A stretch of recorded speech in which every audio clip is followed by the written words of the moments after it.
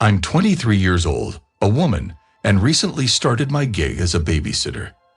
The primary motivation behind taking on this role was to pocket some extra cash to support my parents in covering my college expenses. Back then, money was tight, and we were keen on avoiding the burden of student loans. Initially, I restricted my babysitting to neighbors, but as word spread about my childcare skills, more parents sought my services. Weekends, with their social engagements and special events, became particularly in demand. Most of the kids I babysat were fairly easy to handle, and over time, I found genuine enjoyment in the job. This experience sparked a contemplation about altering my college major to something related to working with children, perhaps in childcare or a similar field.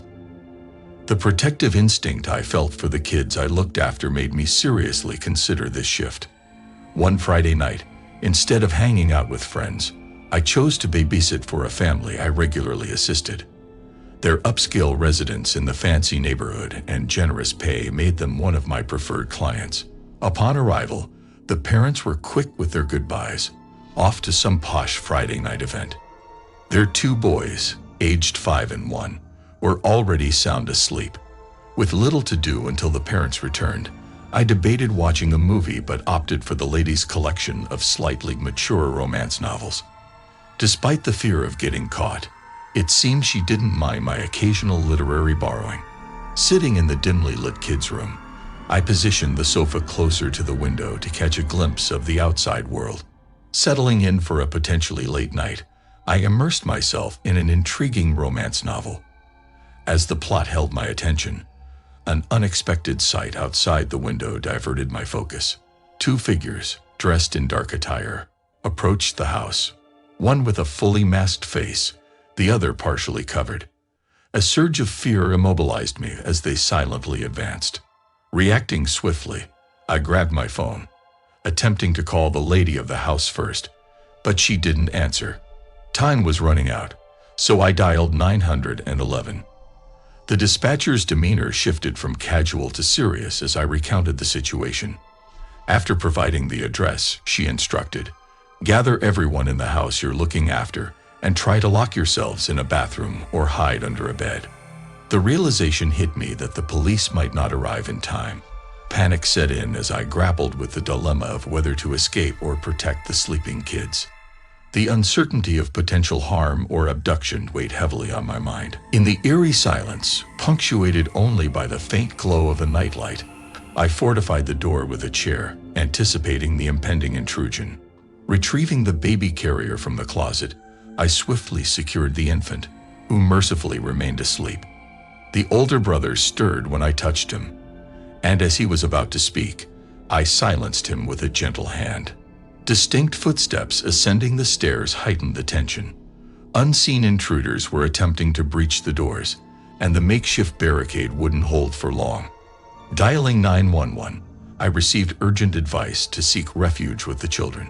Faced with the dilemma of escaping without leaving the two kids behind, anxiety surged. Unsure of the safest course of action, I grappled with the fear of potential harm or capture by the intruders. Amidst a million concerns, the sound of breaking glass downstairs signaled the imminent danger. Hastily, I pushed a chair against the door, attempting to delay the intruders. Racing against time, I retrieved the baby carrier, securing the sleeping infant. Waking the older boy, I covered his mouth, and a tense silence ensued. As footsteps echoed, the men attempted to enter the room.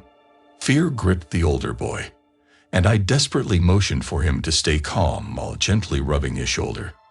The door gave way, prompting a decision to guide the children to the roof. Opening the window quietly, we climbed onto the roof, hoping for more time as the intruders explored the house.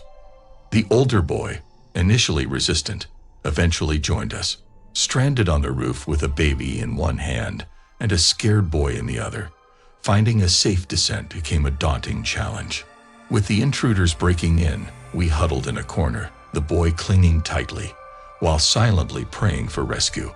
Suddenly, one of the men noticed us on the roof, making eye contact. An unexpected turn of events unfolded as he signaled his partner about a potential police response. leading them to flee. The frantic rush downstairs and the heavy footsteps of the intruders outside indicated their departure. Observing them sprint down the driveway, I heard sirens approaching. The police arrived just in time to find us on the roof. Shaken, I, along with the kids, was brought back inside. Reuniting with the parents and a swift return of my own parents eased the tension. The fear from that night lingered, but there was also gratitude that the intruders didn't harm us. It might sound odd, but a strange sense of relief washed over me when they didn't catch us, particularly the man who seemed hesitant to let his partner discover us.